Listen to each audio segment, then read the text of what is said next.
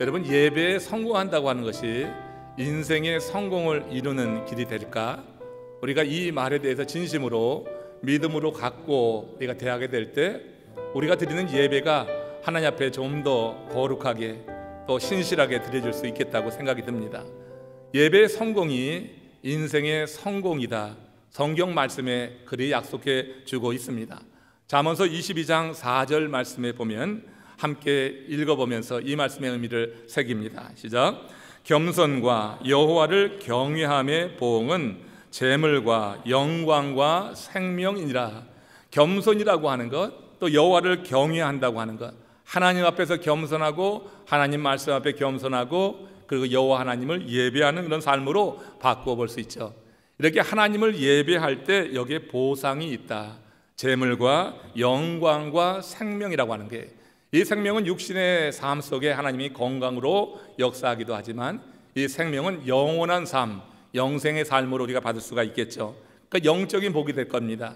근데 그 앞에서 무슨 복이 있냐면 재물과 영광이라고 하는 것, 이 땅에 살아가면서 필요한 재물이 공급되고 또 우리가 살면서 사람들에게 인정받고 존귀 여김을 받는 영광을 하나님 보상하신다고 하는 거예요. 우리가 하나님의 말씀 앞에 겸손하고 하나님을 경외할 때, 그러면서 예배하는 자에게 하나님이 주시는 이 약속이 우리 삶 가운데 누려지시기를 바랍니다. 여러분은 오늘 이 주일 예배에 참여하시면서 과연 어떤 마음을 가지고 오셨어요? 어떤 마음을 가지고 지금 이 자리에 계십니까? 주일 예배에 임하는 그 자세가 그날 자신이 받을 은혜를 결정적으로 영향 미친다고 하는 거예요. 내가 오늘 은혜 받는 것은 내 마음의 자세에 결정적으로 달려있는 거예요.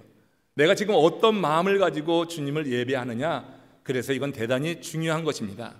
예배의 은혜를 받고 예배에 승리하게 될 때 이런 약속들이 우리에게 임하는 거라고 하면은 우리가 오늘 예배드리는 마음의 태도를 좀 분명히 해야 되지 않을까 하는 생각을 해요. 우리가 받은 은혜로 영원한 생명을 확신하는 것은 물론이고 재물과 영광이라고 하는 약속이 우리에게 부여될 수 있다고 하는 거예요. 오늘 본문은 하나님께서 이스라엘 백성들에게 바로 이런 복을 주시기 위해서 정말 원하시기 때문에 주신 그런 말씀이라고 봅니다. 신명기 16장 1절 말씀 합독하게 읽겠습니다. 앞비벌을 지켜 내 하나님 여호와께 유월절을 행하라.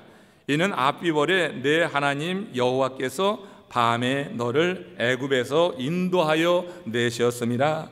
모세는 이스라엘 백성들에게 지금 뭐 하라고 하는 거예요? 유월절을 지키라고 하는 것입니다.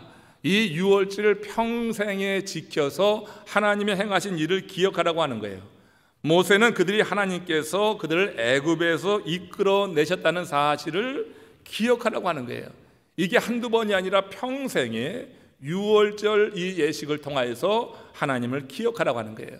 그러니까 예식이라고 하는 것은요, 하나님의 구원의 역사를 기억하는 거예요. 결국 예배라고 하는 것이 그런 거예요.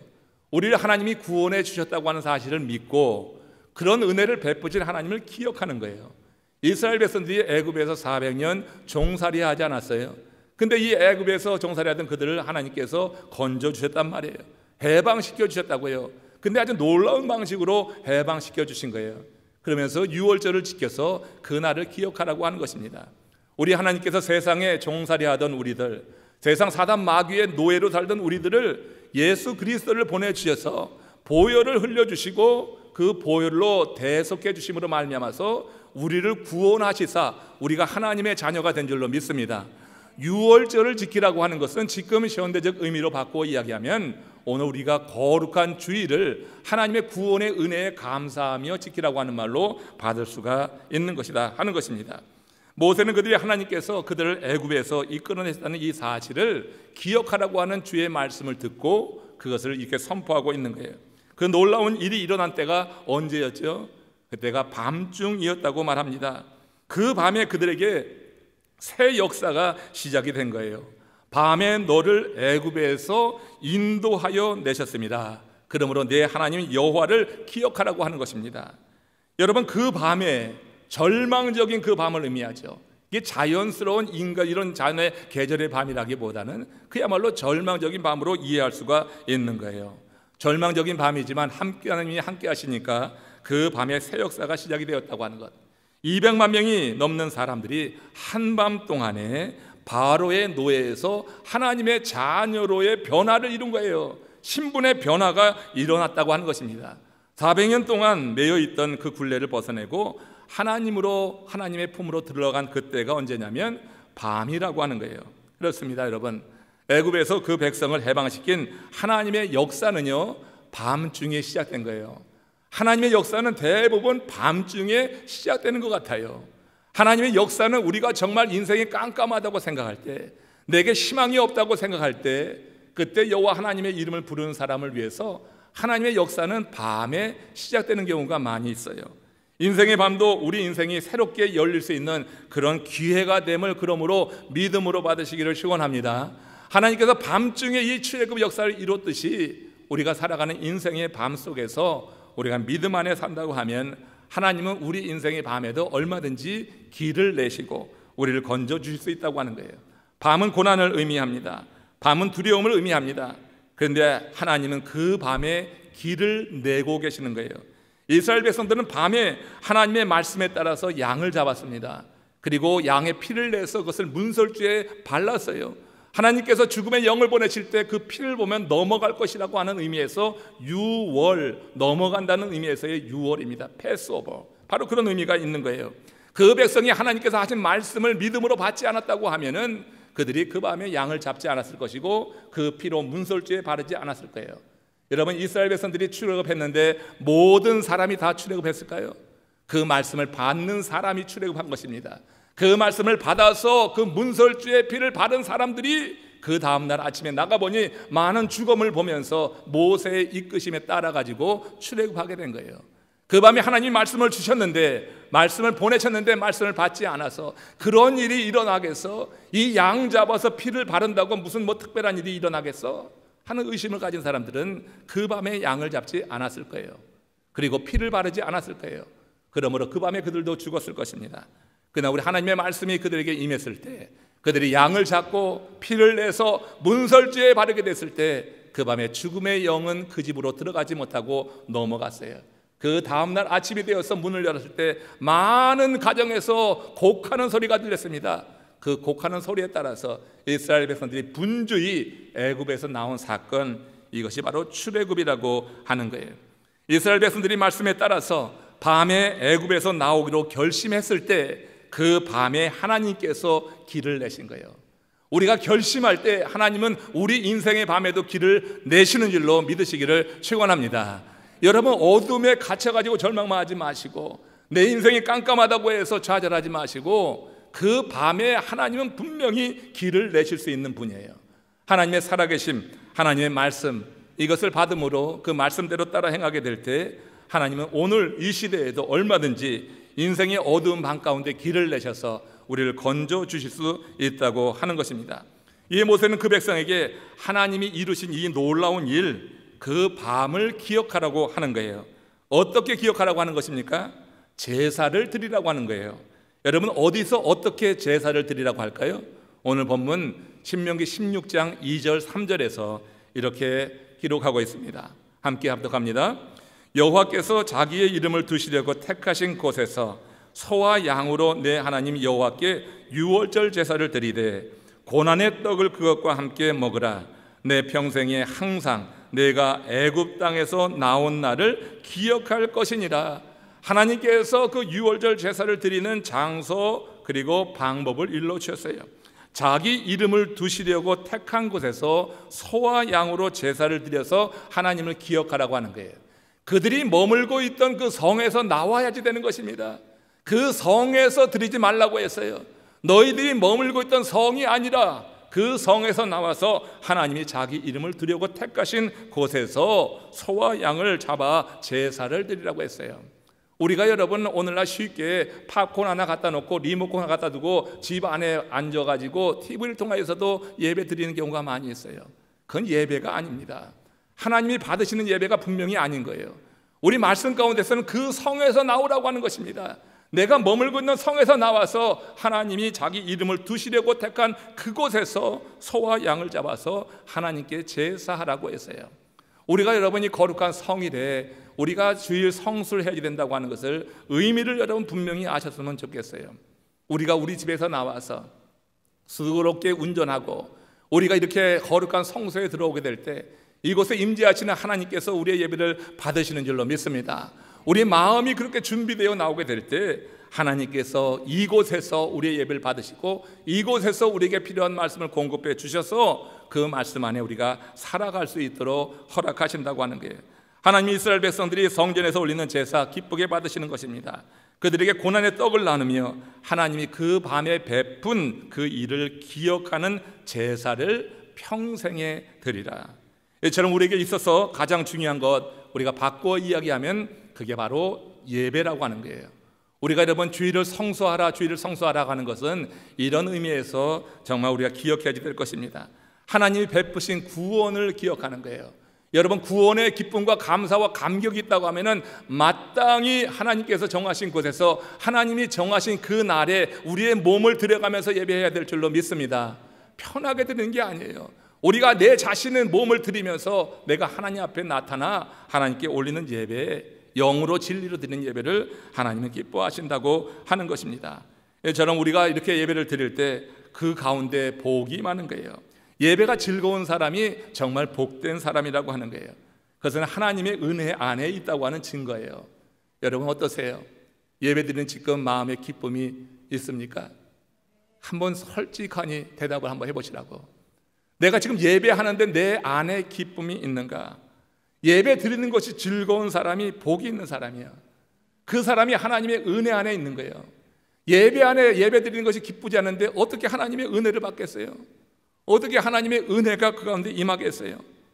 여러분, 예배가 기다려지고 기대되는 것은 하나님과 친밀한 관계에 있다고 하는 것이고 내가 영적으로 살아있다고 하는 거예요. 예배가 기다려지셨습니까? 지난 한 주간 살면서 이리 터지고 저리 터지고 우리가 이런저런 어려움을 겪으면서 그래도 이제 거룩한 성일이 이 앞에 있으니 내가 견딘단 말이야. 내가 그날 내가 주의 전에 나가서 하나님의 위로를 받을 수 있지. 하나님 준 힘으로 내가 새로 무장할 수 있지. 이런 마음을 가지고 예배에 나올 때 그 예배가 힘 있는 거 아니겠어요? 예배가 기다려진다고 하는 것, 예배가 여러 번 사모된다고 하는 것, 하나님과 친밀한 관계에 있다고 하는 증거야. 내가 영적으로 살아있다고 하는 증거예요. 예배가 기다려지지 않고 예배가 지루하게만 여겨지고 예배에 와서 별로 감동도 없고 하는 것은 내가 영적으로 지금 죽어 있다 하는 그런 표시가 또한 될 수가 있을 것입니다. 예배는 우리를 새롭게 할 수가 있고요, 예배를 통해서 우리는 넉넉히 큰 힘을 얻을 수가 있어서 느헤미야 8장 10절에 보면은 느헤미야가 예루살렘 성 회복을 위해서 성벽 공사를 위해서 갔을 때 거기서 총 책임을 지면서 그 백성들을 처음에 불러 모을 때 그들을 하나의 힘으로 묶어낼 때 했던 이야기가 뭐냐면 바로 이거예요. 느헤미야 8장 10절입니다. 같이 읽습니다. 이날은 우리 주일의 성일이니 근심하지 말라. 여호와를 기뻐하는 것이 너희의 힘이니라. 여러분, 성벽 재건에 들어가기 전에 느헤미야는 그들에게 성일에 대해서 강조했어요. 이 날은 주의 성일이니 근심하지 말라. 너희들이 눈에 보는 것으로 인하여서 이 이방 세력으로 인해서 근심하지 말라. 주의 성일에는 하나님 앞에 나가서 기대하며 예배하는 거다. 여호와를 기뻐한다고 하는 것은 여호와를 예배한다고 하는 말로 바꿀 수 있어요. 우리가 여호와를 예배할 때 기뻐하며 예배를 드리는 건데 이때 여러분 우리에게 힘이 많은 거단 말이야. 이날은 주의 성일이니 여호와를 기뻐하는 것, 여호와를 기뻐하는 것이 인생의 힘의 근원이 되는데 이 힘을 예배를 통하여서 얻을 수 있다고 느헤미야는 분명히 밝히고 있는 거예요. 주의 성일을 기쁘게 지키고 그 말씀에 청정할 때 위로부터 임하는 능력이 공급된다고 하는 것. 그래서 예배에 대한 마음을 보면 그 사람의 영적인 상태를 알 수가 있다고 하는 거예요. 예배 드리는 그 자세가 그 상태를 보여주는 거예요. 야곱이 광야에서 돌베개를 베고 잠을 자다가 하나님을 경험한 이후에 그가 가장 먼저 한 일이 뭡니까? 창세기 28장 18절에 이렇게 기록이 됩니다. 같이 읽습니다. 야곱이 아침에 일찍 일어나 베개하였던 돌을 가져 기둥으로 세우고 그 위에 기름을 붓고 그곳 이름을 베델이라 하였더라. 예배한 것입니다. 나만 장군이 자신의 병이 치유되는 하나님의 이적을 경험하고 가장 먼저 한 고백은 열왕기하 5장 17절에서 이렇게 고백됩니다. 시작. 이제부터는 종이 번제든지 다른 제든지 다른 신에게는 드리지 아니하고 다만 여호와께 드리겠나이다. 아람의 장군이 누가 참 신인지 깨달은 다음에 가장 먼저 보인 변화는 뭐냐면 참신이신 여호와 하나님께만 예배하겠다고 하는 거예요. 여러분, 하나님을 만난 사람과 하나님을 만나지 못한 사람의 차이는 이렇게 예배하는 것의 자세에 확연하게 드러나는 것입니다. 하나님을 만나지 못한 사람은 예배의 충만을, 그 은혜의 충만을 느낄 수가 없는 거예요. 그들에게 예배는 하나의 의식이요 형식이죠. 그래서 예배 드리는 것이 어느 때는 정말 고문처럼 느껴질 때가 있어요. 자꾸 고개가 떨어지는 거죠. 눈꺼풀이 떨어지고 그리고 시계만 보게 되는 것입니다. 예배 드리는 것이 최소한 고문이 되지 않길 원해요. 예배 드릴 때 여러분, 하나님 앞에 하나님께 은혜를 구하시기를 주의 이름으로 축원합니다. 정말 하나님을 만난 사람이 그 예배 속에서 그렇게 예배 드리는 것을 통하여서 힘을 얻는다고 하는 거예요. 많은 이들이 예배에 대해 오해하는 것이 하나 있어요. 주일 예배에 참석했으면 예배 드렸다고 하는 거예요. 그렇죠? 예배 드렸습니까 하면 주일 예배 참여하는 것, 이거로 예배 드렸다고 생각해요. 우리 아이들이 이제 부모를 떠나서 대학교에 진학하는 아이들, 멀리 타주로 가게 되는 경우도 있고 집에서 나가서 기숙사 생활하는 경우가 있어요. 이제 부모들이 가끔 전화를 합니다. 오늘 예배했냐? 그럼 아이들이 뭐라고 하냐면 교회 갔다 왔어요. 이렇게 예배할 때가 있어요. 여러분, 교회 갔다 왔다고 예배를 드린 것인가? 이건 차원이 다른 거예요. 교회 갔다고 예배를 드린 것이 아니라 하나님이 받을 만한 예배를 올릴 때 예배를 드린 것인 줄로 믿습니다. 우리는 예배를 드렸다고 하는데 하나님은 예배를 받지 않으셨다고 하는 경우가 있더라고요. 우리는 정말로 예배를 드렸다고 생각하는데 하나님께서 받지 않으셨다. 이거 얼마나 난감한 일이냐고요. 우리가 드리는 예배는 아벨의 제사가 되어야 될 줄로 믿습니다. 가인의 제사가 아니라 아벨의 제사가 되어야 돼요.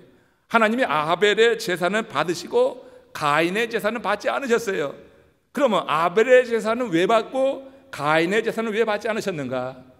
아벨은 양을 잡아서 피를 내서 드렸기 때문에 받았고 가인은 채소 가위 곡식으로 드려서 예배를 받지 않으셨는가? 그런 말을 가끔 해요. 근데 여러분, 하나님께서 그 드린 제물을 가지고 예배를 받고 안 받는다고 하는 것은 지금 그런 것 같아. 하나님께서 그 예배를 받으신 이유와 예배를 거부하신 이유가 뭔가? 히브리서 11장 4절에 보면은 이렇게 히브리서 기자는 설명을 합니다. 합독합니다. 믿음으로 아벨은 가인보다 더 나은 제사를 하나님께 드림으로 의로운 자라 하시는 증거를 얻으니라. 결국 하나님은요, 예배자가 드리는 그런 제물 이전에 예배자 안에 있는 믿음을 보고 예배를 받으시기도 하고 거부하시기도 한다고 하는 거예요. 믿음으로 예배하는 성도는 제물을 정성껏 준비합니다. 그렇죠? 믿음으로 예배하는데 제물을 정성껏 준비하지 않고 내 마음대로 하는 경우가 없어요. 그러나 형식적으로 예배하는 이는 제물을 올릴 생각도 하지 않거니와 자기 마음대로 드릴 때가 있어요. 그 예배를 안 받으시게 되는 거예요. 여러분, 하나님이 받으시는 예배를 통하여서 위로부터 그 사람에게 힘이 임하는 줄로 믿습니다. 느헤미야가 이날은 성일이니 하면서 하나님을 기뻐하라 하고 예배에 대해서 강조한 것은 그가 하나님으로부터 받을 수 있는 이 공급받을 수 있는 힘에 대해서 우리에게 일러주는 건데, 그 힘은 하나님이 예배를 받을 때 임하는 거예요. 하나님이 그 예배를 받으실 때 그 심령에게 부어주시는 능력이 있다고 하는 거예요. 우리가 예배를 드리고 나가서도 세상에 이런저런 일에 치우치고 근심과 걱정 가운데 사로잡히고 악한 영에 지고 하는 것은 내가 힘을 받지 못했다고 하는 증거란 말이에요. 하나님의 예배에 나와서 우리가 드리는 예배, 하나님께서 기뻐 받으신다고 하면 반드시 약속처럼 우리에게 힘이 임해야지 되는데, 그 세상을 이겨야지 되는데, 세상 사회에서 이리저리 계속해서 터지고 지고 넘어지고 자빠진다고 하면 내가 드리는 예배가 온전한 것인가? 이거 한번 생각해 봐야 될 것 아니겠는가?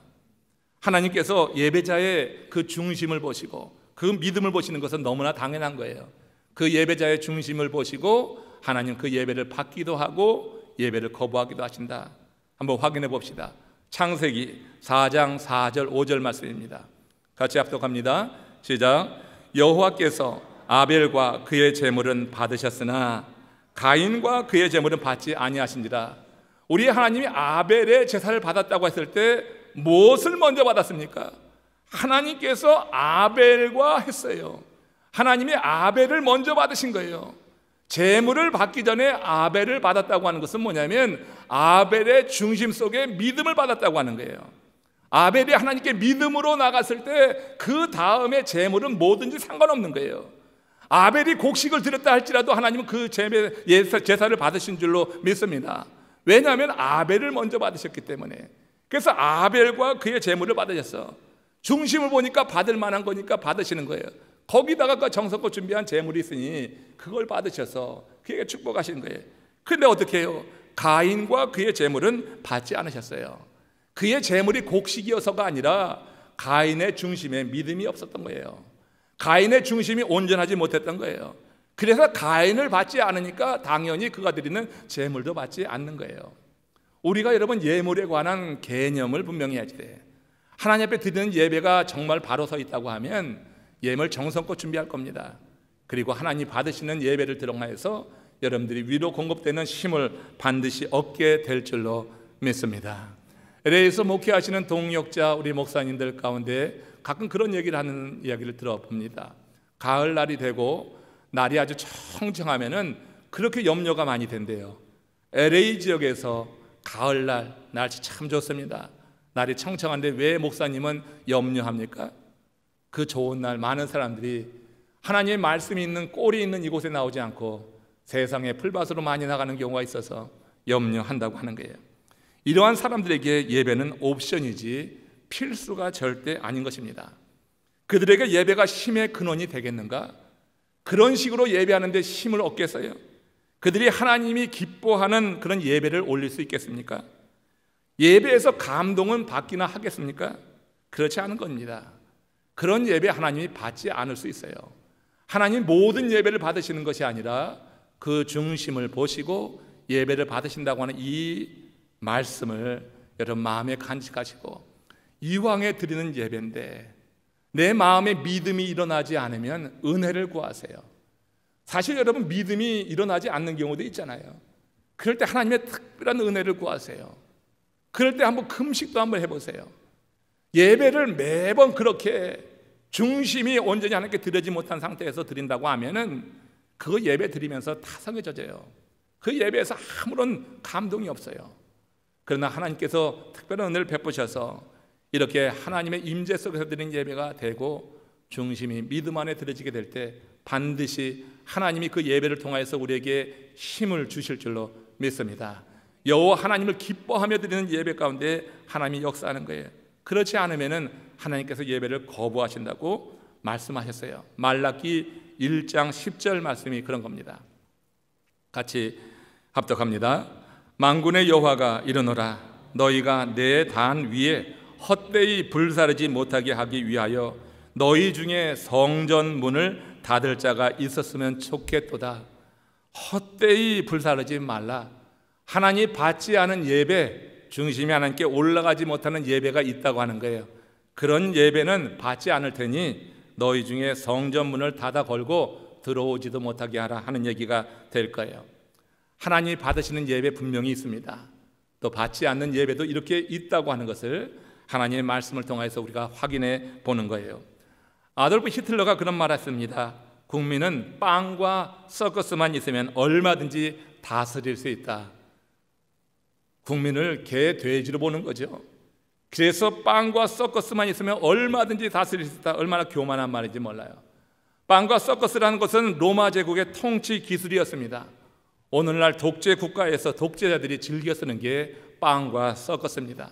눈에 보이는 것, 공짜로 제공해 주는 것, 이런 것으로 사람의 마음을 얻어서 그리고 지위를 갖고 권력을 잡고 그 다음에는 자기 마음대로 그렇게 휘두르는 것, 이게 여러분 공산주의자들이 행하는 그런 일인 것 같아요. 공짜로 얻는 거 너무 좋아하지 맙시다. 우리가 수고의 대가로 얻어야지 공짜로 살포한다고 하는 거 그거 기쁘게만 생각할 것이 아닌 거예요. 우리가 복지를 생각하는 건 좋지만 그러나 잘못되면은 그로 인해서 사람이 망하는 것입니다. 하와이의 원주민들이 망한 것은 그들에게 나라에서 계속되는 공급되는 물질을 지원했기 때문에 그래요. 이 미국 땅에서 원주민들이 한쪽에 몰려가서 저 리저버에 살고 있는 것도 국가에서 그런 정책의 일환으로 행한 일이 아니겠어요? 여러분 물질이 공급될 때 우리의 수고의 대가로 와야지 수고하지 않은 데 오면은 거기에 그만 잡히게 되고 마는 거예요. 사단 마귀가 그렇게 역사하는 것입니다.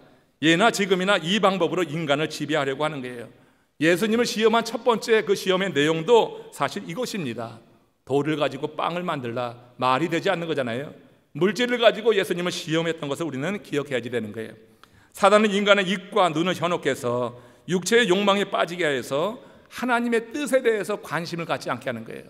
하나님의 뜻에 대해서 관심을 갖지 않고 그냥 공급되어지는 사단이 제시하는 그런 물질과 어떤 세상적인 그런 현란한 일에 관심을 갖게 하면서 하나님의 말씀으로부터 떠나게 한다고 하는 것을 우리는 기억해야지 됩니다. 여러분, 배부른 것이 다 좋은 것이 아니에요. 배불렀을 때 정신 차리지 못하면은 그 다음부터는 패망의 길로 나간다고 하는 것을 알아야지 됩니다. 호세아서 13장 5절 6절이 이런 말이에요. 같이 합독합니다. 내가 광야 마른 땅에서 너를 안았거늘 그들이 먹여준 대로 배가 불렀고 배가 부르니 그들의 마음이 교만하여 이로 말미암아 나를 잊었느니라. 배가 부를 때 교만해서 하나님을 잊는 이런 죄성이 우리 가운데 있다고 하는 거예요. 또 다른 말씀을 확인해 봅시다. 신명기 8장 12절에서 14절 말씀입니다. 시작. 내가 먹어서 배부르고 아름다운 집을 짓고 거주하게 되며 또 내 소와 양이 번성하며 내 은금이 증식되며 내 소유가 다 풍부하게 될 때에 내 마음이 교만하여 내 하나님 여호와를 잊어버릴까 염려하노라. 여러분, 사단이 우리에게 물질을 공급할 수 있어요. 배부르게 할 수 있어요. 그러나 거기에 길들여지게 되면은 결국 하나님을 잊어버리는 거예요. 그 물질을 구하기 위해서 우리가 안식일을 빼먹어요. 그 물질에 우리가 관심이 바뀌어가지고 이렇게 하나님 앞에 나오는 것을 게으르게 해요. 이게 아니라고 하는 거예요. 사단이 우리에게 제공해 주는 건 물질 얼마든지 있어요. 우리를 현란한 자리에 올려줄 수도 있고 세상 사람들에게 큰 관심을 갖게 할 수도 있어요. 그러나 여러분, 그 일에 우리가 빠져들게 되면은 우리는 어떻게 되느냐? 사단의 노예가 되어서 하나님의 말씀을 버리고 여호와를 잊어버린다고 하는 거예요. 하나님은 인간이 등 따시고 배부르게 되면 딴 생각을 하는 치명적인 죄성이 있는 것을 하나님은 아십니다. 마음이 교만해져서 하나님을 잊어버리고 말씀을 거역하는 죄성이 우리 가운데 다 있는 거예요. 이 하나님이 모세를 통하여서 그 백성을 향하여서 이렇게 명령하십니다. 신명기 8장 11절 말씀입니다. 시작.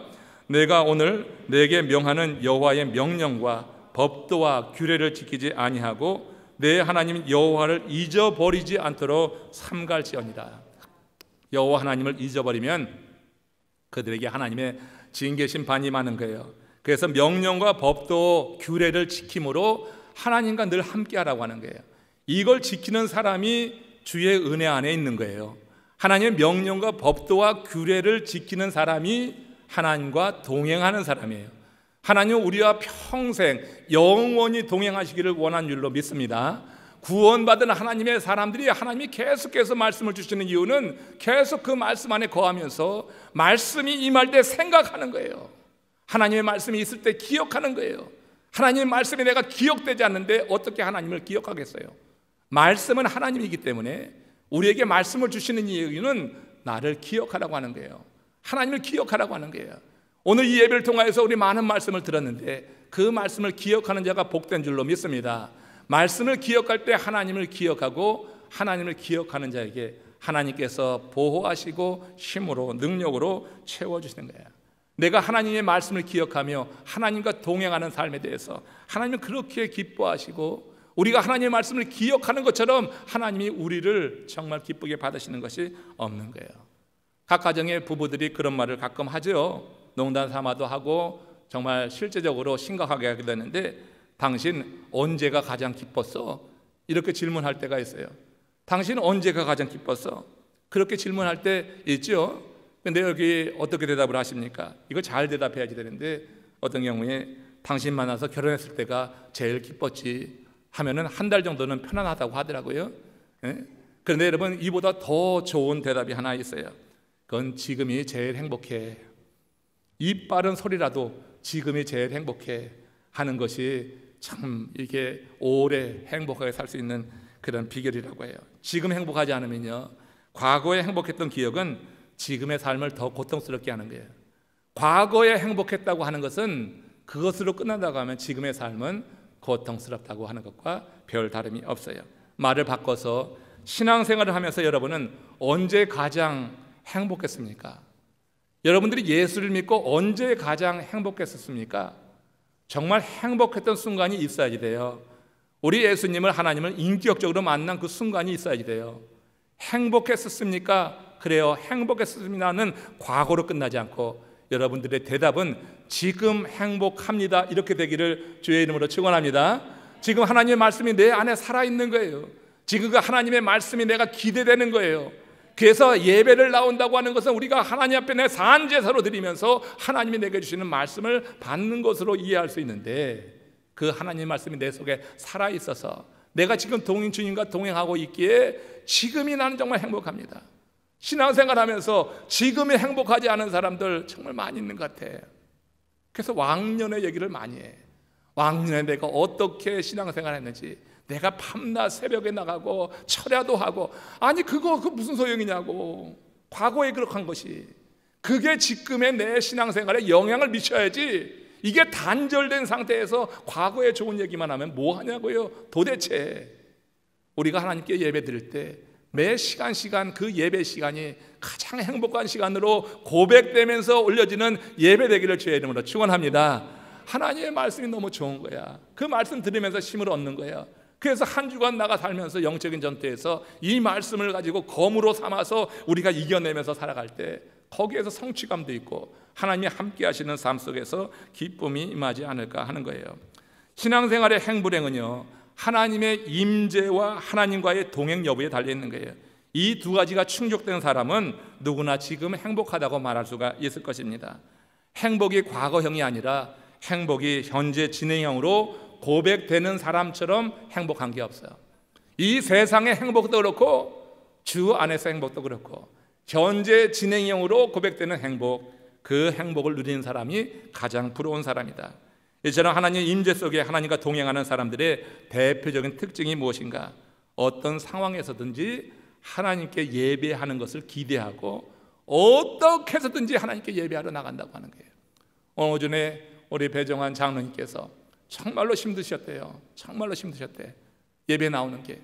근데 오늘 오전에 이 예배 말씀 들으면서 하나님께 예배하는 것 힘이라고 하는 이 말씀을 들으면서 힘을 얻고 간다고, 정말로 힘들었는데 나오길 잘했다고 하는 말씀을 들었어요. 여러분, 인생이 힘듭니까? 깜깜합니까? 하나님께서 우리에게 감동을 주셔서 거룩한 성소에 나오게 될 때 뜻하지 않은 어느 한순간에 하나님의 말씀이 우리를 살리게 될 줄로 믿습니다. 하나님과 인제 동행하고 그렇게 살아가는 사람들이 하나님을 예배하는 것, 이게 공통적인 특징이 되는 거예요. 히브리서 11장 3절 말씀 때문에 그렇습니다. 같이 읽습니다. 믿음으로 모든 세계가 하나님의 말씀으로 지어진 줄을 우리가 아나니 보이는 것은 나타난 것으로 말미암아 된 것이 아니니라. 여러분, 이 말씀이 믿어지는 거예요. 이런 말씀, 하나님의 말씀이 내 삶의 전반에 다 영향을 미친다고 하는 사실을 믿는 거예요. 사람이 눈으로 보는 모든 것은요, 눈에 보이는 나타난 것으로 된 것이 아니에요. 우리가 눈에 보는 모든 것이 눈에 보이는 나타난 물질로 된 것이 아니다. 우리가 보는 모든 만물은 눈에 보이지 않는 다른 어떤 물질에 의해 만들어진 것이 아니라, 히브리서 기자는 그 모든 세계가 눈에는 보이지 않지만 하나님의 말씀으로 된 것이라고 지금 말씀하고 있는 거예요. 창세기 1장 1절에 뭐라고 되어 있냐면, 태초에 하나님이 천지를 창조하시니라고 했어요. 태초에 하나님이 천지를 창조하실 때 어떻게 창조하셨습니까? 하나님 물질을 가지고 창조하셨나요? 하나님이 아무것도 없는 무의 상태에서 하나님께서 이 태초에 천지를 창조하셨단 말이에요. 하나님은 나타난 그 무엇을 가지고, 물질을 가지고 세상을 만들지 않고 하나님이 가라사대 단지 말씀으로 이 세상을 창조하셨어요. 하나님께서 빛이 있으라 하시니 빛이 보이지 않는 하나님의 말씀을 통하여서 이 땅에 드러나게 된 거예요. 그래서 낮과 밤이 창조되게 된 거예요. 아무것도 없는 상태에서 빛이 있으라고 말씀이 이렇게 역사했다고 하는 거예요. 이런 믿음으로 올리는 그런 예배, 눈으로 보지 못하는 것의 존재, 눈에 보이지 않는 것의 능력, 이것을 인정하며 드리는 이 예배, 하나님께서 기뻐 받으시는 거예요. 그래서 우리는 말씀을 믿는 자, 눈에 보이지 않지만 우리 삶에 실제적인 영향을 미치는 것으로 믿는 사람들이 그 예배에 가서 눈에 보이지 않는 하나님이지만 하나님이 말씀 가운데 역사하신다고 하는 기대를 가지고 드리게 될 때 그 예배 속에 우리를 기쁘게 받으시고 그 예배를 흠양하신다고 하는 겁니다. 요한복음 4장 24절에 이런 말씀이 있습니다. 같이 합성합니다. 하나님은 영이시니 예배하는 자가 영과 진리로 예배할지니라. 하나님은 영이기에 예배하는 자는 영과 진리로, 예배하는 자는, 하나님은 영이에요. 눈에 보이지 않는 영이에요. 그러나 실제하시는 분이에요. 그래서 예배하는 자는 영으로, 내 안에 살아있는 영으로, 예수의 영으로 내가 구원의 확신을 가지고 드리는 예배를 하나님 받으신다고 하는 거예요.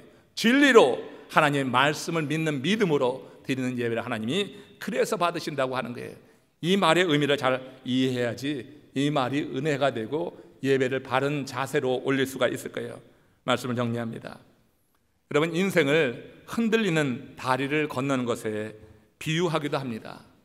우리가 여행을 가보면은 흔들 다리가 있잖아요. 한쪽과 한쪽을 이어주는 줄이 있고 거기에 이제 밧줄로 혹은 이렇게 난간을 만들었지만 참 위험스럽게 보이는 다리가 걸쳐 있을 때가 있어요.